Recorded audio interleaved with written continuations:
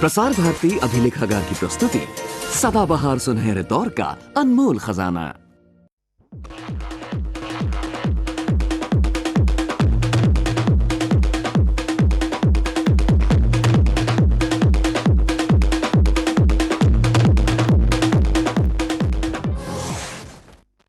लोकनाट्य नौटंकी से जुड़ा हुआ एक और नाम है श्रीमती कमलेश लता आर्य।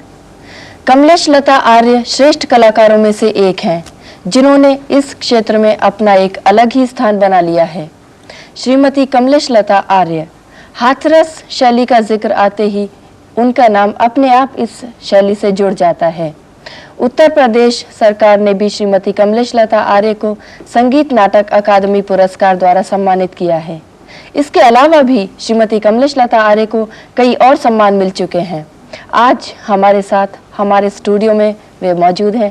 आइए हम आपसे उनकी मुलाकात करवाते हैं। श्रीमती कमलेश लता आर्य। कमलेश जी, आप हमें और हमारे दर्शकों को बताएंगी कि आप नौटंकी में कब से हैं? जरूर बताऊंगी जी, बताइएगा। मैं करीब 10-11 साल की उम्र से हूँ नौटंकी में। जी। ऐसा है कि मेरे पिता के ना रहने पे, वैसे तो नौटंकी को लोग अच्छा नहीं समझते हैं, लेकिन पिताजी के ना रहने से कुछ परिस्थितियां ऐसी थी कि मुझे नौटंकी में आना पड़ा। हालात बहुत नाजुक थे घरेलू जी, इस कारण मैं नौटंकी में आ गई जी। अच्छा। और ईश्वर की कृपा से गला मेरा अच्छा बोलता था, गाना में अच्छा गा लेती थी। घरेलू लोकगीत वगैरह जो होते हैं मैं खूब गाती थी। स्कूलों में भी मैं गाया करती थी। जी। अच्छा। तो गाने की वजह से मुझे ये नौटंकी जब मैं देखती तो नौटंकी मन करता था मेरा कभी कभी कि इसमें गाने को मुझे भी मिले जगह। तो मैं गाना सीख गई और हालात की वजह से मैं नौटंकी में आ गई और बाल कलाकार के रूप में मैंने प्रवेश किया इसमें। जी।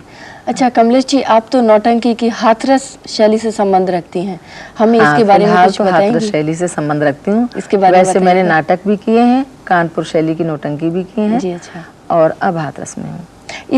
इस वाली शैली के बारे में कुछ बताएंगे? विशेषता इसकी ये है कि एक ये बहुत अच्छी विधा है जी। शैली, कोई वो भी नहीं बुरी है, लेकिन उसको गाने वाले उसका मतलब प्रस्तुतिकरण जो करते हैं जी, उसमें थोड़ा वहाँ तेज रफ्तार से गाना ज़्यादा हो गया है। और नौटंकी के नाम पे अब कोई वहाँ नौटंकी ना कर करके ना ड्रामा है, एक डांस पार्टी के हिसाब से वहाँ लोग करने लगे हैं। अच्छा। इसलिए वहाँ लुप्त होती जा रही है। हमारे हाथरस में आज भी इसकी परंपरा कायम है। जी। भगत होती हैं, स्वांग होते हैं। नौटंकी मतलब अब नाम चला है ये जी, लेकिन नौटंकी वास्तव में नौटंकी नाम नहीं है इसका। पहले भगत के रूप में इसको हमारे यहाँ प्रस्तुत करते थे। जी। अच्छा। अच्छा कमलेश जी, जैसे कोई कलाकार आपके पास आए, आपसे नौटंकी सीखना चाहे, तो आप क्या सोचती हैं उसमें क्या क्या योग्यताएं होनी चाहिए? उसकी योग्यता सबसे बड़ी यही हो कि लय और सुर का इससे ज्ञान होना चाहिए, तब वो नौटंकी गायकी सीख सकेगा। जी। अच्छा। जी हाँ। कमलेश जी, आपने तो अपना पूरा जीवन नौटंकी को समर्पित कर दिया है। जी हाँ। आप बताएंगी कि अंतिम सांस तक मेरी तो इच्छा यही है। जी। अच्छा, आपका अपना क्या योगदान है नौटंकी को बढ़ाने के लिए? उसको मेरा अपना योगदान यही है कि मैं इसमें नौटंकी के नाम पे जो लोग अपना मुंह सुकोड़ते हैं या मतलब घृणा से, तो यार क्या नौटंकी है ये, किसी बात को लेके उठाते हैं, बस यही कहते हैं कि क्या नौटंकी है ये, कहीं भी जाइए। तो उस बात को मैं खत्म करना चाहती हूँ कि नौटंकी को इतना बुरा लोग क्यों समझते हैं। अच्छा। नौटंकी नाम से घृणा है, उसका काम बगैर देखे या बगैर सुने कैसे उसका अंदाजा लगा लिया जाता है कि ये तो अलग बात है कि हाँ अलग अलग तरह के लोग करने वाले हैं जी, लेकिन इस विधा में कोई खराबी नहीं है।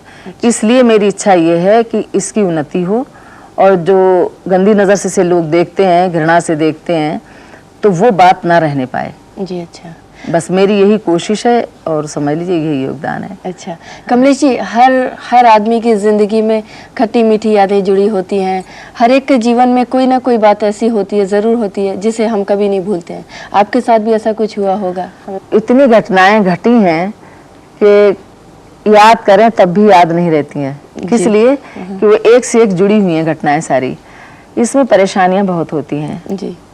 नौटंकी को अपनाने के बाद वो भी एक महिला के लिए बहुत मुश्किल हो जाता है।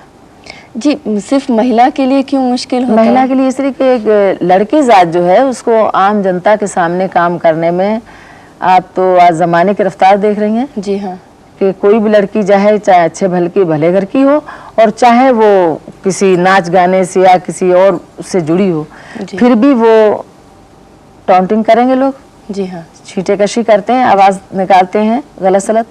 तो स्टेज पे काम करने वाली, वो भी नौटंकी के नाम पे, आज भी नौटंकी के लिए बहुत से लोग चौंक जाते हैं कि नौटंकी क्या है भाई। जी हाँ, हर बात में कहते हैं कि नौटंकी कैसी मचा रखी नौटंकी तुमने, जी, कहते हैं ना। तो वो लड़की के लिए तो बड़ी मुश्किल थी। जी। तो जहाँ पब्लिक बैठी हुई देख रही है, क्योंकि टिकट शो होते हैं हमारे यहाँ अपना जीवन मतलब गुजारने के लिए, तो ये बगैर टिकट के तो काम नहीं चल सकता था ना। कलाकार कहाँ जाए, क्या करे, कैसे, जब तक पैदा नहीं होगा वो कैसे अपना गुजारा करेगा। तो इसके लिए थिएटर बने हुए हैं जिनके साथ साथ जुड़े रहते हैं सारे कलाकार। तो टिकट शब्द जब होता है तो फिर सारे लोग आते हैं, देखते हैं, वो तरह तरह की आवाज़ें जब निकालना शुरू कर देते हैं। हालांकि उनको कंट्रोल कर लिया जाता है, ऐसी बात नहीं, पुलिस का पूरा सहयोग रहता है हमारे साथ में बहुत अच्छे ढंग से। अच्छा, इस समय जैसे आप स्टेज पे शो कर रही हैं, जी। उस समय किसी ने कोई आवाज कशी कर दी, जी हाँ। उस समय आपको कैसा फील होता है? आप कैसे सारा कुछ संभालती हैं स्टेज के ऊपर?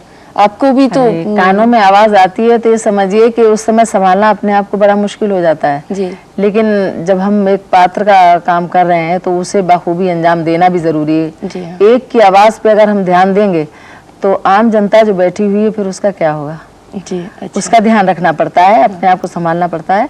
और जो इसके व्यवस्थापक होते हैं, अपने इशारों के माध्यम से उनको हम कहते हैं कि इस जो आवाज दे रहा है उसे इस संभालिए। इंसान को हटा दिया जाए यहाँ से, हॉल से, ताकि और लोगों पे वो असर ना पड़े। कलाकार खूब मेहनत करता है हर तरह से, लेकिन फिर भी उसकी वो इज्जत नहीं होती थी जिसकी उसे इच्छा रहती है। जी, लेकिन आज भगवान ने चाहा तो आगे और अच्छा हो जाएगा। मुझे संतोष है इस बात से कि अब थोड़ा सरकार भी ध्यान देने लगी है और जनता भी अच्छी तरह से इसे अपनाने लगी।